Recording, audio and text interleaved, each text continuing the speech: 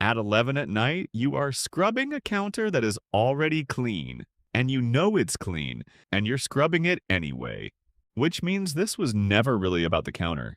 You're not cleaning a mess. You're reaching for something a sponge was never going to fix. So, what are you actually reaching for at 11 at night with a rag in your hand? The answer is stranger and quite a bit kinder than "you're a neat freak." And once you can see it, the late night scrubbing stops looking like a quirk and starts making a very specific kind of sense. The lazy way to explain this person is by their standards. They're a neat freak, a control freak, type A little uptight, maybe vain about how the place looks to guess. And that read falls apart the moment you stop watching the house and start watching the clock. Because if this were really about cleanliness, the cleaning would track the dirt. It doesn't. It tracks something else entirely. The scrubbing doesn't spike when the house is dirtiest. It spikes the night before a hard conversation, the week a decision won't resolve, the hour after a phone call that left a knot in your chest. Look at the timing and the whole thing gives itself away. This was never a response to mess. It's a response to a feeling, and the feeling has nothing to do with your floors. So, which feeling? Watch what tends to be true underneath on the nights the cleaning goes into overdrive. Something big in your life is out of your hands. A job you can't steer. A person you can't fix. An outcome you're waiting on and can do exactly nothing about. Life has handed you a problem with no handle on it. And here is the move your mind makes, quietly, without asking. You can't scrub an uncertain future, but you can scrub a stovetop. When the large parts of life stop responding to effort, you pour that effort into the one part that still answers. The house pays out. You push, and it visibly, immediately gets better. And almost nothing else in a bad week does that. You can catch it in yourself if you watch. The sudden tidying the night before results come in. The urgent need to deep clean the fridge in the middle of a fight you can't win. It rarely announces itself as stress.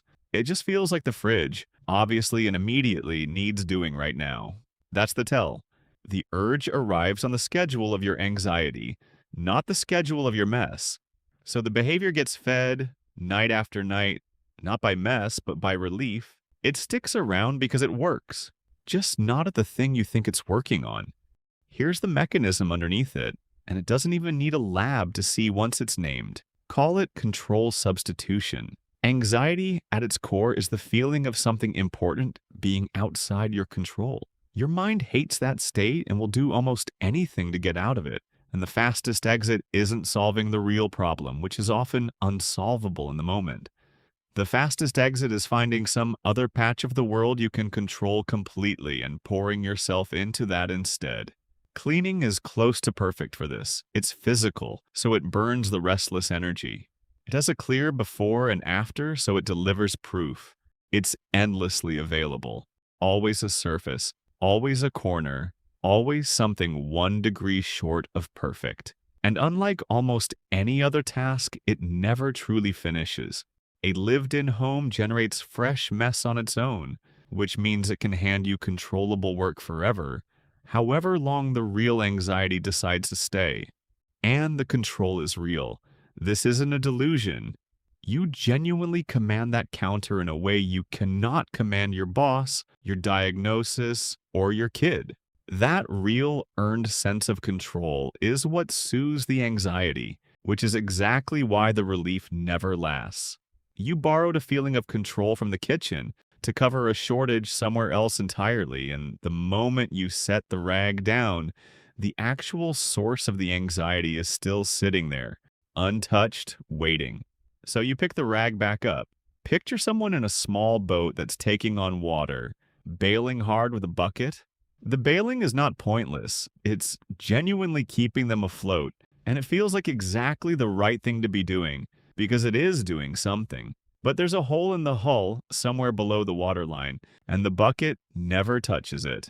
So they can bail all night, arms aching, water sloshing back in as fast as they throw it out, mistaking motion for repair. That's the late night cleaning. The bailing keeps you afloat through the anxious hour, which is not nothing. But the leak, the conversation you're dreading, the thing you can't control, is down below the waterline where no amount of scrubbing reaches. Bail if you need to stay afloat tonight. Just don't confuse it with fixing the boat. Now, let's keep this fair. For plenty of people, cleaning is just cleaning. They like an orderly space, they tidy it, they feel good, and no knot in the chest was ever involved. If that's you, none of this is a hidden problem, and you can go enjoy your spotless kitchen with a clear conscience. Even for the people this does describe, the habit isn't all cost. Bailing keeps you afloat, and order really can steady a rough day. The trouble is only when the bailing becomes the entire night, when you've wiped the same clean surface 3 times and still can't set the cloth down. When the 90 seconds before a guest arrives stress you more than the guest ever could. But some of you can feel where the line is for you because the cleaning has stopped being something you choose. When it's eating hours you don't have. When skipping it brings real dread. When it's crowding out sleep and rest and the people in the next room. That's not a personality quirk to be proud of. And it isn't something you have to white-knuckle alone. That version can be tangled up with anxiety in ways worth talking through with someone whose job it is to help. Naming that isn't weakness. It's the first honest thing on the whole list. So here at last is what you're really reaching for at 11 at night. Not a clean counter, control or the felt sense of it over a life that, in that moment, isn't giving you any. The scrubbing was never obsessive or broken. It was intelligent even. Your mind found the single most reliable source of "I can affect something" available to you and went straight for it. That's not a flaw in you, it's a very human way of coping, aimed at a real ache, just pointed at the counter instead of the cause. And seeing that is the whole shift because you can't aim at a leak you refuse to look at. The goal was never a messier house, it's knowing when the rag comes out, which fight you're actually in, so that cleaning gets to be something you do, instead of something that quietly does you. So try this the next time the urge hits and you can tell it's the anxious kind, the furious kind. Before you pick anything up, stop for 30 seconds and say the real sentence out loud. The thing I actually can't control right now is blank. Fill in the true one, the job, the person, the weight. Then decide on purpose whether you still want to clean. You're allowed to. Sometimes bailing is the right call for one night. But now you've looked at the leak instead of only bailing over it, and naming the leak is the one thing the sponge could never do for you. I'll leave you with the question I actually want in the comments. What's the thing you clean or organize or scrub when the real problem is something you can't touch? The junk drawer, the whole fridge, the grout at midnight. Name yours in one line. There's an odd comfort in scrolling past a few hundred people quietly admitting they reorganize a closet whenever life refuses to cooperate. You're in far more ordinary company than the silence makes it feel. And if you want more of these, the real machinery running under the habits we all wave off as quirks, subscribe and stay a while. There's usually a lot more going on than the surface is willing to admit.